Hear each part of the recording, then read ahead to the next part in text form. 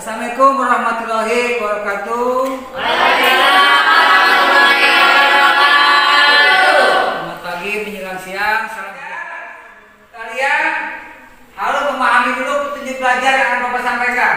Ya, yang pertama cermati materi dalam buku paket, rangkuman materi. Kemudian yang kedua kerjakan soal secara berkelompok. Berikutnya kompetensi dasar. Yang indikator pencapaian kompetensi pada pelajaran hari ini adalah menganalisis pengaruh interaksi sosial dalam ruang yang berbeda terhadap kehidupan sosial budaya serta pengembangan kehidupan kebangsaan. Kemudian kompetensi berikutnya adalah menyajikan hasil analisis tentang pengaruh interaksi sosial dalam ruang yang berbeda terhadap kehidupan sosial dan budaya serta pengembangan kehidupan kebangsaan. Kemudian tujuan pembelajaran yang harus kalian capai, yang harus kalian kuasai untuk materi pada hari ini adalah kalian pertama diharapkan dapat menemukan ciri-ciri mobilitas sosial dengan benar. Yang kedua, diharapkan dapat menyebutkan contoh-contoh mobilitas sosial dengan tepat. Dan yang terakhir, kalian diharapkan mampu mendefinisikan konsep mobilitas sosial dengan benar. Itulah 3 tujuan pembelajaran yang harus kalian capai. Kemudian nanti langkah-langkah kegiatan akan Bapak sampaikan saat memulai pelajaran kalian pada hari ini. Sekarang Bapak akan terlebih dahulu membentuk kelompok masing-masing dalam kelas ini. Karena jumlahnya 14 orang dan per kelompok maksimal 2 orang, berarti harus terbagi menjadi berapa kelompok? 7 kelompok. Ya, silakan tentukan kelompoknya dengan meja yang sudah kalian susun. Kemudian siapkan bahan-bahan materinya.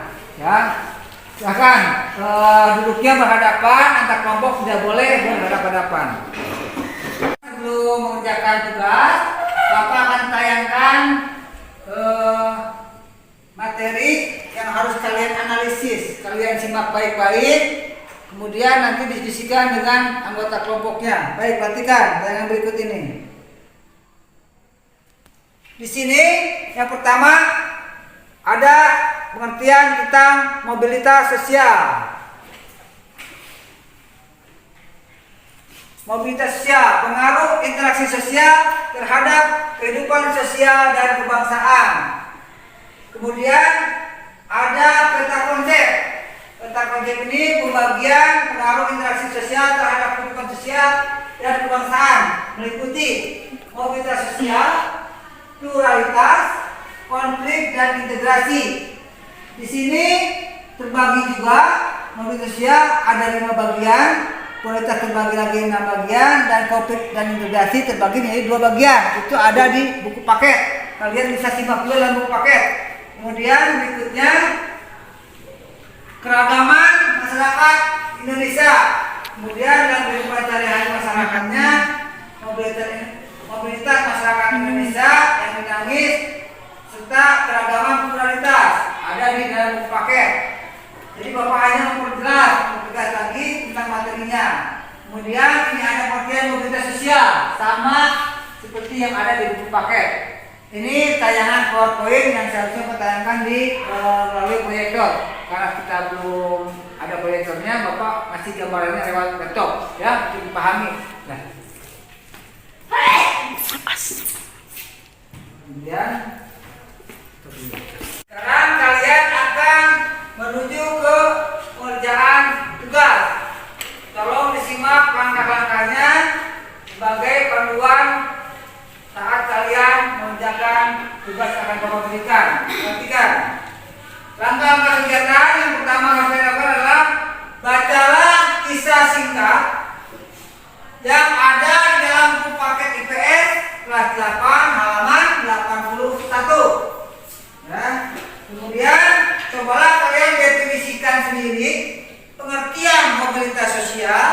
berdasarkan kisah di atas dengan mengisi peta konsep berikut yang ada di LKPD kalian.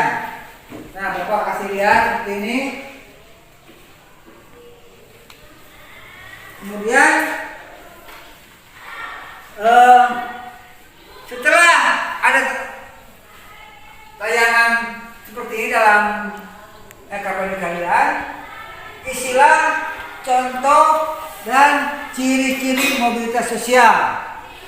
Ya, ada 3 poin di sini kalian isi. Kemudian definisi mobilitas sosial. Definisi itu pengertian mobilitas sosial menurut kalian setelah memahami tayangan pada PowerPoint tadi. Selanjutnya, tugas berikutnya adalah isi juga pengertian mobilitas sosial menurut para ahli. Nah, setelah itu baru tugas dikumpulkan, beri nama anggota dan nama kelompok. Silakan, kalian sudah bisa mengerjakan.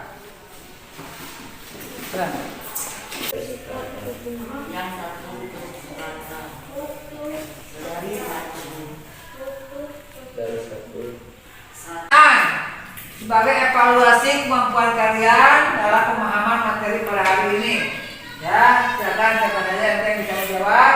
Bapak kasih satu pertanyaan. Sebutkan salah satu contoh